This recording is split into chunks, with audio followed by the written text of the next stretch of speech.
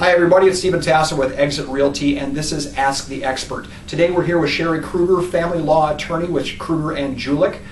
Their offices are in Minnetonka, Minnesota, and they practice law in Minnesota, primarily in the 7-county metro area of Minneapolis and St. Paul.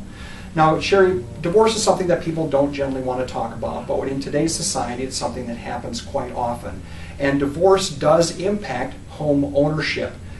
If a person comes, the question today is, if a person comes into a marriage with a piece of real property, how does that affect the negotiations throughout the divorce proceedings? So if somebody enters the marriage with a piece of real property and that exact property still exists at the time of the divorce, then we would look at that person having a non-marital claim in the property. Okay. To prove a non-marital claim, it's the person who is making the claim that has that burden to prove. So we always want to encourage people to keep all records from the time of the purchase of the property throughout the duration of the ownership and beyond. The couple of different things will happen. Sometimes we'll see that that person came into the marriage with a pre-owned property, that they sell it, take the proceeds out, and then use those proceeds as a down payment on the now existing family or homestead property that exists at the time of the divorce. It's okay, even if that property has changed form, one has been sold, proceeds from that have now been used to purchase another property, that is still a non-marital claim. And that's where we get into what's called non-marital tracing, where we try to trace through the dollars. So we need to make sure that whatever came out in proceeds was actually used as the deposit. It has to be pretty close in time. We need to look at bank records or checking account statements to see that that is really the source of the funds.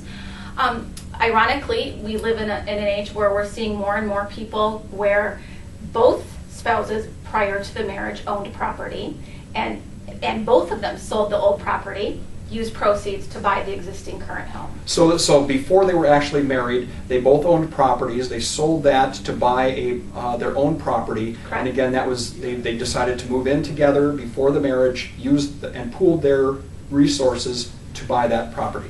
And maybe not even as much as pooled the resources as they each took their separate proceeds from the sale of their premarital homes and used those proceeds as down payments. And in that type of a situation, if they're equal in amount, it really isn't going to have an impact at the end result of what portion of the current home is non-marital to husband, what portion is non-marital wife, and what portion is marital. But it is still a tracing aspect. So the key is to keep good records and to make conscious decisions at the time of purchasing a house, knowing what you're doing. We've had, the unfortunate situations where one spouse prior to being married uses proceeds to pay down credit card bills or student loan debts. The other spouse's proceeds remain intact and are then put down on the property. And unfortunately, one person doesn't have a claim in the existing home because it wasn't used to purchase the home. It was used for that. So the important part is to make sure and keep good records throughout the course of the transaction and through the marriage, so that when you're doing those final negotiations, you're able to do that proper tracing. Correct. As you mentioned. Excellent. All these questions are very complicated. If you have any questions for either of us, our information is listed in the comments below. Please feel free to give us a call at any time. Thank you very much, and we'll see you next time.